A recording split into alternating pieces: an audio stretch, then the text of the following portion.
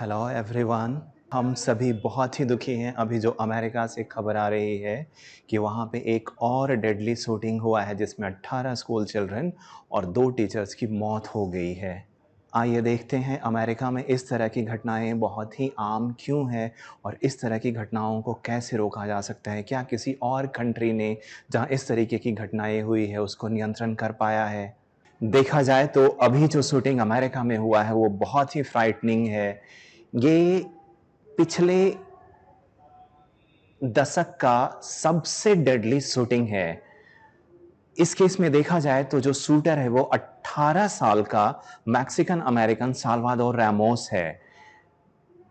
इस साल अकेले अमेरिका में 21 स्कूल शूटिंग्स हो चुकी है। अगर स्टैटिस्टिक्स को देखते हैं तो 50% की बढ़त है गन वायलेंस में 2020 से। अभी जॉय बाइडेन क्वाड समिट से वापस आए भी नहीं थे और अमेरिका में यह दुखद घटना हो गई। इसके बाद जॉय बाइडेन ने अमेरिकन लोगों को बहुत ही दुख के साथ एड्रेस किया और उन्होंने कहा है कि अब सिर्फ कहने का समय नहीं है बल्कि अब कुछ न कुछ करना होगा। उन्होंने रिपब्लिकन को भी थोड़ी डांट लगाई और इसके बाद उन्होंने ये भी कहा कि जो गन लॉबिस्ट हैं उन्हें भी अपनी जिद के बारे में सोचना चाहिए। आइए देखते हैं कि अमेरिका में शूटिंग अक्सर क्यों हो जाती है। इसका सबसे बड़ा रीजन ये है कि अमेरिका में गन बहुत ही आसानी से अवेलेबल है और गन ये कोई हल्के फल्के गन नहीं बल्कि automatic, semi automatic and high calibre weapons को भी बहुत इजीली से हासिल किया जा सकता है। सिर्फ गन ही नहीं, accessories like bullet proof jacket, night vision goggles are very easily available in America. और इसके पीछे अमेरिका के कॉन्स्टिट्यूशनल प्रोविजन जो हर अमेरिकी सिटीजन को कॉन्स्टिट्यूशनल राइट प्रोवाइड करता है गन रखने का। अमेरिका शायद अकेला एक कंट्री है दुनिया में जहां आप ऑनलाइन ऑर्डर कर सकते हैं गन्स को। आप ऑनलाइन ऑर्डर करें सोशल सिक्योरिटी नंबर के साथ और गन आपके घर में डिलीवर हो जाएगा। कई लोग अमेरिका के गन कल्चर को डार्क साइड ऑफ कैपिटलिज्म से जोड़ते हैं कि America is a society which is based on the freedom and that freedom has trickled badly into the right to purchase the gun. Easy access के अलावा कई सारे और फैक्टर हैं जो इस तरीके के गन वायलेंस का कारण बनते हैं। उसमें एक सबसे बड़ा फैक्टर है साइकोलॉजिकल इश्यू जो कि अमेरिकन लोगों के बीच में बहुत ही आम समस्या है। अगर WHO की स्टैटिस्टिक्स को देखा जाए, अमेरिका में सबसे ज़्यादा लोग रहते हैं जिन्हें साइकोलॉजिकल असिस्टेंस की ज़रूरत है।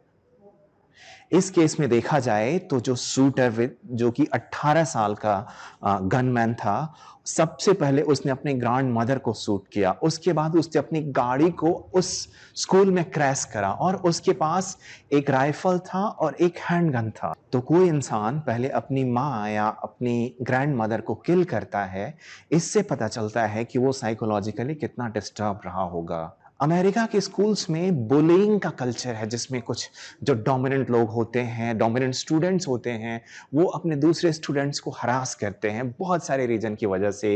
जैसे अमेरिका एक बहुत ही हेट्रोजेनस सोसाइटी है, वहाँ ब्लैक्स हैं और लैटिन अमेरिकन्स हैं, एशियन हैं, जापानीज हैं, चाइनीज हैं, लेकिन प्रिडोमिनेंट लोग वहाँ के वाइट्स ही हैं। कई लोग उन्हें WASP कहते हैं, that WASP means white Anglo Saxon Protestant. वो ग्रुप काफ़ी डोमिनेंट है और वो ग्रुप हर अलग को बहुत ही आसानी से बुली करता है। स्कूलों में ये बुलिंग बहुत ही आम है। इसके अलावा एक और रीजन है, वो है कॉपी कैट इफेक्ट।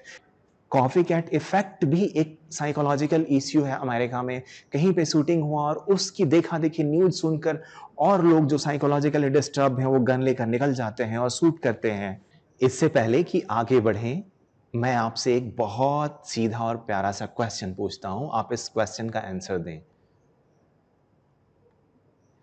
किस देश में उसके झंडे पे AK-47 का सिंबल बना हुआ है?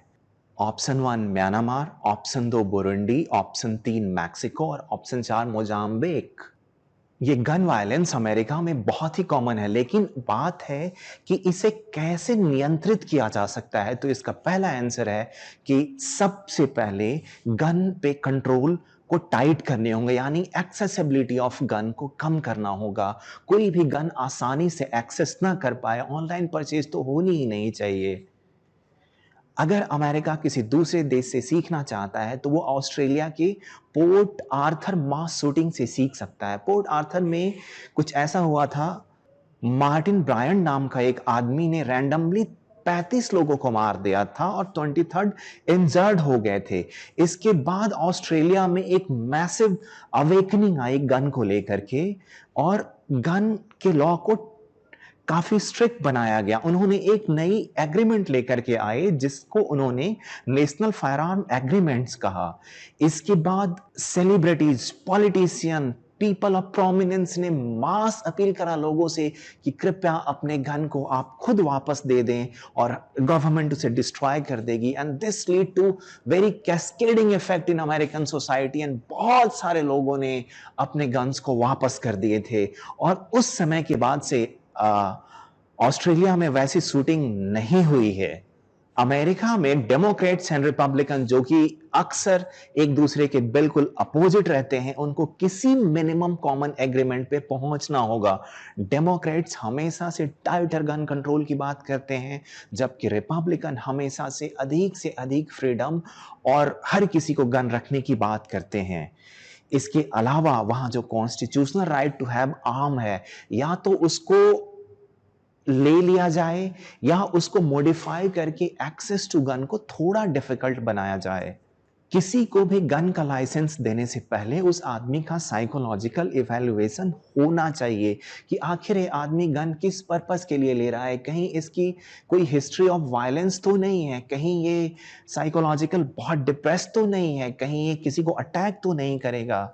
इसके बाद अमेरिका के स्कूल में बुलिंग को सिस्टमैटिकली काउंटर करना होगा। मेंटल हेल्थ फैसिलिटी को बढ़ाना होगा, specially those who have history of violence, they should be given prompt psychological treatment to counter obsession of people with these guns.